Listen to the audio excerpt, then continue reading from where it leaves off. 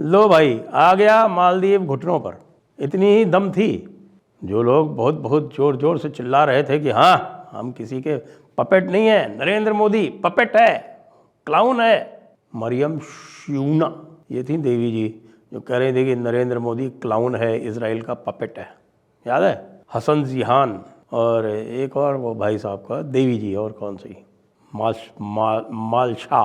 आपको जानकर बड़ी हैरत होगी कि 3 मिनिस्टर सस्पेंड हो गए हैं केवल कितनी सी बात पे कि भारतीय हाई कमीशन ने मोहम्मद मुइज़ू को कहा कि मियाँ मुइज़ू ठीक तो हो, ये हो क्या रहा है ये तुम्हारे ये चूजे मिनिस्टर जो हैं डिप्टी मिनिस्टर टाइप के, ये क्या बोल रहे हैं। तो भाई 3 मिनिस्टर सस्पेंड हो गए। इसको बोलते हैं पावर। जो लोग कल बोल रहे थे ना अरे भाई क्या है ये मोदी सरकार, क्या है ये छोटा सा अदना सा मालदीव भी आंखें दिखा देता है। देख लिया ना, 3 मिनिस्टर सस्पेंड।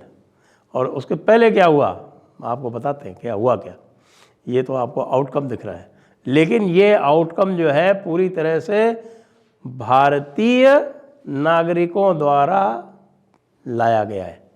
भारत सरकार ने, हाई कमिश्नर ने तो अभी थोड़ी देर पहले ये टेकअप किया था, लेकिन कल से जो हुआ है वो सुन लीजिए क्या हुआ है।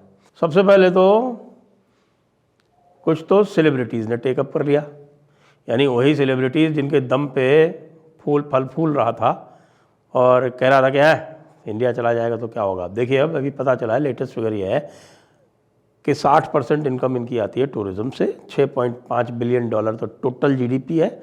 60% जो आती है इनकी, उसमें से 40% इंडिया की अकेले। 200 जो लेटेस्ट फिगर आए हैं वो बता रहे हैं कि 209,000 यानी 2,09,200 2023 में इतने टूरिस्ट गए थे भारत से, और 2,09,100 गए थे रशिया से। इन दोनों ने मिलके पूरा का पूरा आप समझ लीजिए कि इनका टूरिज़्म टेकअप कर रखा। तो सेलिब्रिटीज़ ने चालू कर दिया, लक्षद्वीप जाओ, सिंधुदुर्ग जाओ। सचिन तेंदुलकर ने सिंधुदुर्ग की तारीफ़ कर दी, और हमारे अक्षय कुमार ने सीधे सीधे लक्षद्वीप की तारीफ़ कर दी। तो अब लक्षद्वीप हो गया, सिंधुदुर्ग हो गया, और अक्षय कुमार ने ये भी कह दिया कि मालदीव जाओ। इस तरह की बातें हो रही वहाँ पे। और सेलिब्रिटीज़ भी आ गई, जॉन अब्राहम आ गए, सलमान खान आ गए।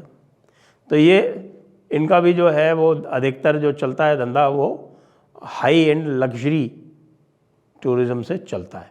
तो वो लग्जरी टूरिज़्म वालों के पास आपको पता है दुनिया भर के ऑप्शंस होते हैं, उनको कोई मालदीव में कोई ऐसा इंटरेस्ट नहीं है, उनके पास बहुत सारे ऑप्शंस हैं। तो 8,600 होटल बुकिंग्स 24 घंटे के अंदर अंदर कैंसिल हो गई।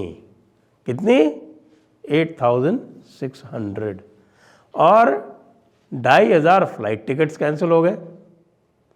अब आप सोचते होंगे कि भाई 2,500 फ्लाइट टिकट्स कैंसिल हुए और होटल बुकिंग ज़्यादा हो गई। हाँ भाई, होटल बुकिंग्स तो कैंसिल हो गई ना। बहुत सारे लोगों ने तो अभी फ़्लाइट टिकट्स कराए ही नहीं थे। होटल बुकिंग्स तो 2-2, 3-3 महीने पहले की होती हैं, फ़्लाइट टिकट्स बाद में किए कराए जाते हैं। तो 2,500 तो फ़्लाइट टिकट्स कैंसिल हो गए और 8,600 होटल बुकिंग्स कैंसिल हो गई। और मरियम शुआना और हसन जिहान और मालशा क्या नाम है उसका, वो सस्पेंड हो गए, डिप्टी मिनिस्टर 3-3। उसके अलावा इंडिया आउट की इन्होंने कैंपेन चलाई थी। जो इन्होंने जो जीता है, ये इबू सोले के सामने जो चुनाव जीता है, ये मोहम्मद मुइज़ू ने, ये इंडिया आउट की कैंपेन पे जीता है। इंडिया आउट के कैंपेन के टाइम पर पता ऐसा चला है कि इनके यहाँ नरेंद्र मोदी का मजाक उड़ाते हुए, इंडिया का मजाक उड़ाते हुए बहुत सारे निकाले जा रहे थे प्रोसेशंस, और ये सब चल रहा था। तो भाई ऐसे जगह पर हम क्यों जाएंगे, ये बातें छुपी हुई थी।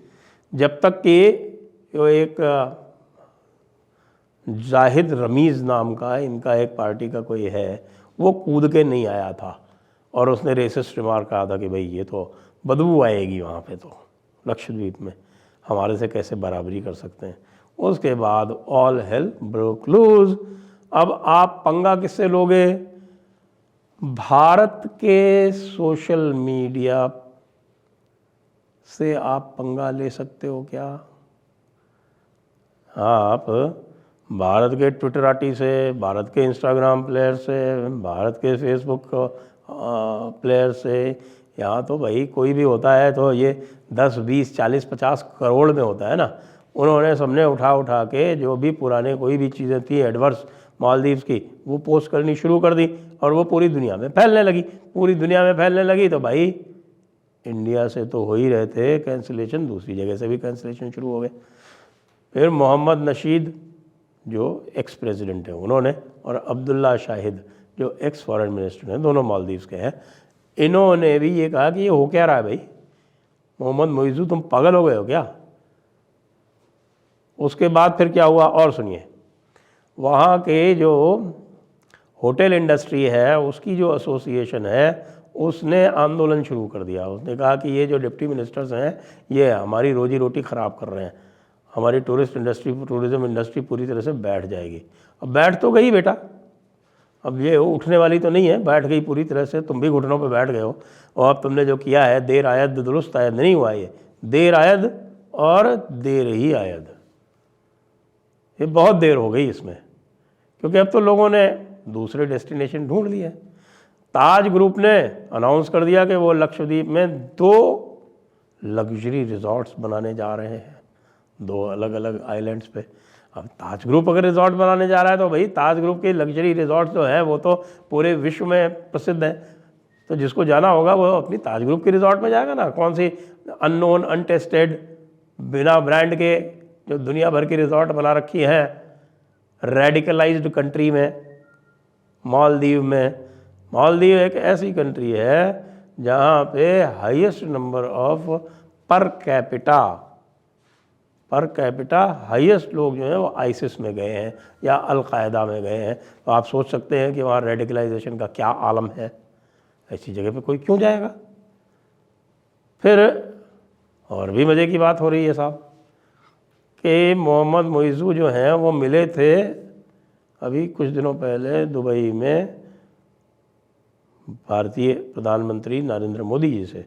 तो वहाँ तो बड़े तमीज़ से मिले थे, लेकिन पीछे जाते ही जो है वो हरकतें इन्होंने शुरू कर दी। तो फिर हरकतें शुरू कर दी तो भाई नरेंद्र मोदी जी ने तो कुछ नहीं कहा, वो तो खाली लक्षद्वीप में उन्होंने अपनी फ़ोटो पोस्ट की थी।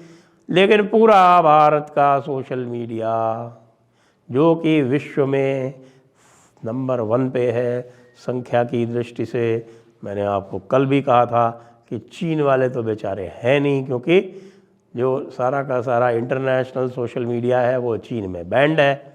इसलिए यहाँ का रूलर, यहाँ का किंग तो भाई भारतीय ही है। भारतीयों से तुमने ले लिए पंगे, अब तुम्हारी हो गई ऐसी तैसी, और अब तुम जो है वो $6.5 बिलियन की इकोनॉमी को देखो 3.25 बिलियन की इकोनॉमी बनते हुए।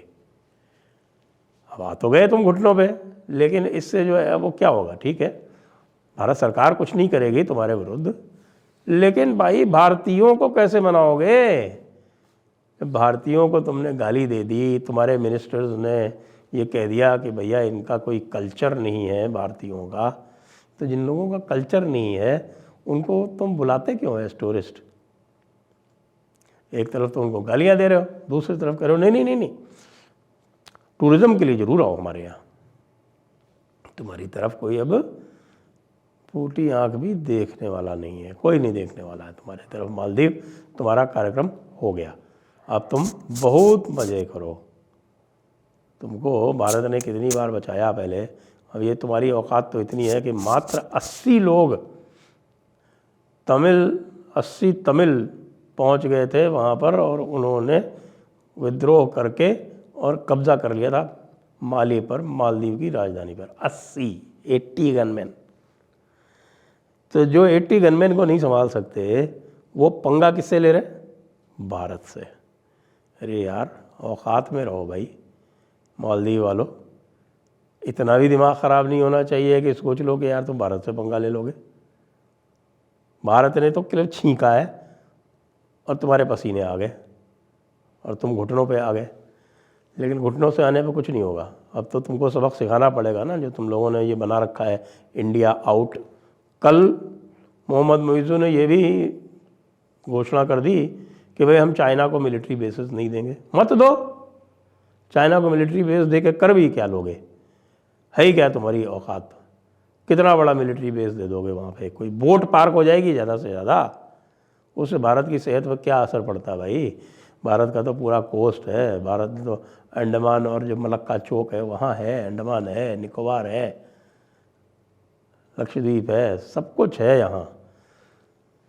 मालदीव बहुत गलती कर दी तुमने, लेकिन अब पछताए हो तो क्या जब चिड़ियाँ चुग गईं खेत। जय हिंद, जय भारत, वंदे मातरम।